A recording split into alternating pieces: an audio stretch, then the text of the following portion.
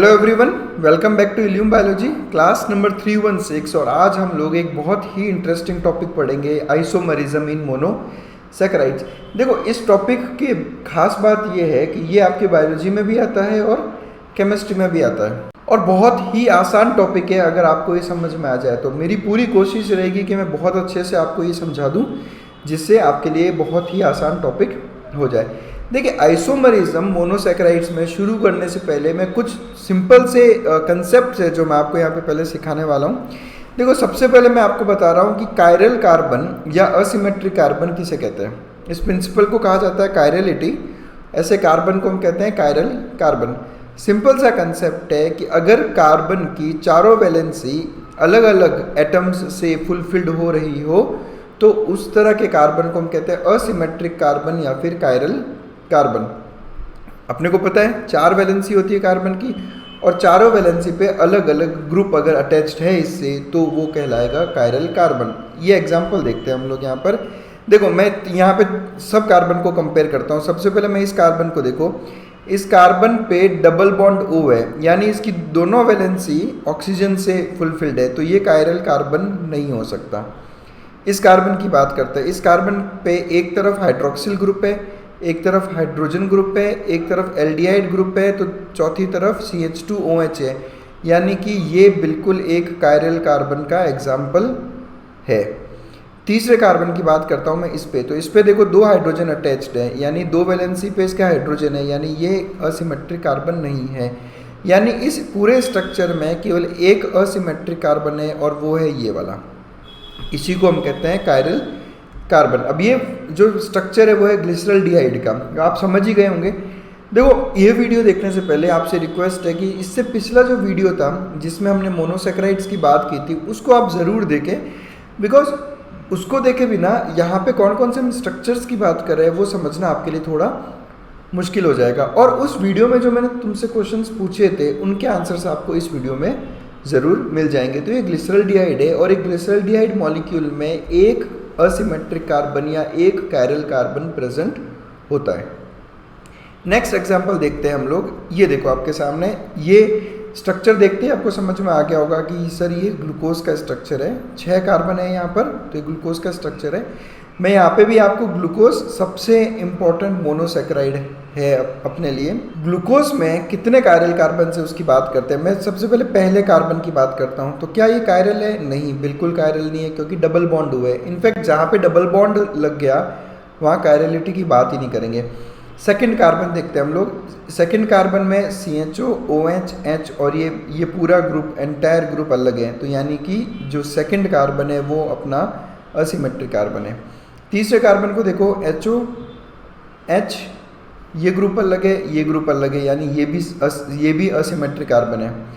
ये भी asymmetric carbon है सर, ये भी असिमेट्रिक कार्बन है, क्योंकि चारों वैलेंसी पे अलग अलग ग्रुप्स यहाँ पर अटैच्ड है। सबसे लास्ट कार्बन की बात करूँ तो यहाँ पे 2 हाइड्रोजन अटैच्ड हैं, तो नहीं, ये कायरल कार्बन नहीं हो सकता। यानी कि इन टोटल ग्लूकोज के पास में 1, 2, 3 और 4 कायरल या असिमेट्रिक कार्बन प्रेजेंट होते हैं एक ग्लूकोज मॉलिक्यूल के स्ट्रक्चर के अंदर। ठीक है, तो इस तरह से आप नंबर ऑफ कायरल कार्बन जो है किसी भी मोनोसैकेराइड में उसका पता कर सकते हैं। आसान है, बहुत आसान है समझना। चलिए एक और एग्जांपल लेते हैं। अब ये एग्जांपल आपको अच्छे से देखना है, बिकॉज ये एग्जांपल मैंने जानबूझ के लिया है यहाँ पर, और इन पे क्वेश्चंस एग्जाम में आते हैं। सबसे पहले इस कार्बन की बात करूँ तो 2 हाइड्रोजन अटैच्ड है, तो ये असिमेट्रिक नहीं हो सकता। फिर इसकी बात करें sir, double bond O asymmetric हो ही नहीं सकता। इसकी बात करें सर, अगेन 2 हाइड्रोजन है, तो ये भी असिमेट्रिक नहीं हो सकता। यानी इस मॉलिक्यूल के अंदर एक भी असिमेट्रिक कार्बन नहीं है। तो ये चीज़ आप अच्छे से याद कर लो कि डायहाइड्रोक्सी एसीटोन, जिसके बारे में हमने पिछले वीडियो में देखा था कि ये एक ट्राइओज शुगर है, ट्राइओज मोनोसैकेराइड है, इसके अंदर एक भी कायरल कार्बन नहीं होता। इसलिए ये किसी भी तरह का जो optical isomerism, stereo isomerism show नहीं करेगा। तो ये आपको ध्यान रखना है। चलिए फिर हम लोग शुरू करते हैं। एक और छोटा सा कंसेप्ट कायरल कार्बन के बाद हम एक बार स्टडी करेंगे, वो है फिशर प्रोजेक्शन। देखो, फिशर नाम के एक साइंटिस्ट ने किसी भी मोनोसेक्राइड को 2 डायमेंशनली कैसे लिखना है उसके कुछ रूल्स दिए थे, वो मैं आपको यहाँ पर हल्का सा सिखाऊंगा। देखो मैं बहुत ज़्यादा डिटेल में नहीं जाऊँगा, मैं ये चीज़ें केवल इसलिए ले रहा हूँ ताकि आपको चीज़ें समझने में थोड़ी आसानी हो, नहीं तो आगे बढ़ना फिजूल होगा हमारे लिए। देखो बहुत सिंपल कंसेप्ट है फिशर प्रोजेक्शन का। सबसे पहला कंसेप्ट है कि जब भी आपको किसी भी मोनोसेक्राइड का फिशर प्रोजेक्शन बनाना हो तो सबसे पहले तो आप जितने भी कार्बन है उन कार्बन को वर्टिकली अरेंज करें। अब जैसे ये प्रोजेक्शन है, ग्लूकोज का स्ट्रक्चर है, तो यहाँ पर हमने सभी कार्बन को एक वर्टिकल लाइन में अरेंज किया है। तो सबसे पहले कोशिश ये रहेगी कि मैक्सिमम कार्बन वर्टिकल लाइन में होने चाहिए। उसके बाद में जिस कार्बन पे फंक्शनल ग्रुप अटैच्ड होगा उसको आप टॉप पे रखोगे और उसको कहोगे कार्बन नंबर फर्स्ट। अब ये कार्बन नंबर फर्स्ट तो जब आप IUPAC नेमिंग करते हो तभी आप सीख गए होंगे कि जिस पे फंक्शनल ग्रुप होता है उसी को आप फर्स्ट कार्बन कहते हो। तो फंक्शनल ग्रुप वाले कार्बन को आपको टॉप पे रखना है। तो यहाँ पे फंक्शनल ग्रुप कौन सा है? एल्डिहाइड। तो ये रह गया सबसे टॉप पे, और फिर इस तरह से हम नीचे बढ़ते गए और यहीं से कार्बन की नेमिंग होगी। तो सेकंड, थर्ड, फोर्थ, फिफ्थ और सिक्स्थ कार्बन ये वाला होगा। तो this is how you draw Fischer projection. ये मैंने इसलिए बताया बिकॉज आगे हम जितना भी अभी आइसोमरिज्म डिस्कस करेंगे आपसे वो सब फिशर प्रोजेक्शन के बेस पर ही करेंगे। नेक्स्ट स्ट्रक्चर देखते हैं, ये वाला स्ट्रक्चर ग्लिसरॉल्डिहाइड आपको ने हम ऑलरेडी देख चुके हैं। 3 कार्बन मोनोसेक्राइड है ये। इसमें भी देख लो सभी कार्बन को हमने वर्टिकली अरेंज कर दिया यहाँ पर, ठीक है। और फंक्शनल ग्रुप यानी एल्डिहाइड को रखा हमने टॉप पर, ये पहला कार्बन, ये दूसरा कार्बन और ये तीसरा कार्बन। तो ये सिंपल रिप्रेजेंटेशन होता है फिशर प्रोजेक्शन का। चलिए फिर हम चलते हैं अपने टॉपिक पे। देखो अगर आपको कायरल कार्बन और फिशर प्रोजेक्शन के बारे में और डिटेल में स्टडी करनी है तो आपको वो केमिस्ट्री में सिखाया जाएगा, बट मैंने उतना ही एक्सप्लेन किया है जितने में हमारा ये टॉपिक आसानी से आपको समझ में आ जाए।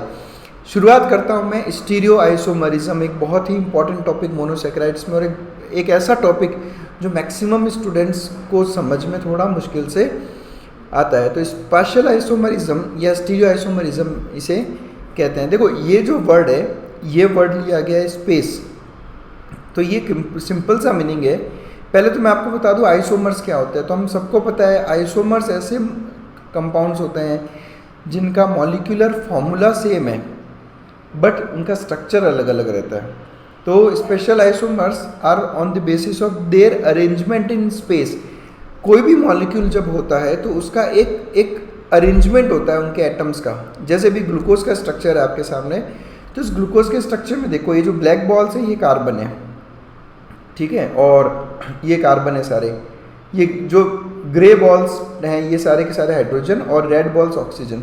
तो आप देखो किस तरह से कार्बन, हाइड्रोजन और ऑक्सीजन का ग्लूकोज में एक 3 डायमेंशनल अरेंजमेंट है, ठीक है। तो इसी 3 डायमेंशनल अरेंजमेंट जो है, अगर मॉलिक्यूल्स का फॉर्मूला सेम हो लेकिन इनका 3 डायमेंशनल अरेंजमेंट अलग अलग हो, तो इस तरह के आइसोमरिज्म को हम कहते हैं स्टीरियो आइसोमरिज्म।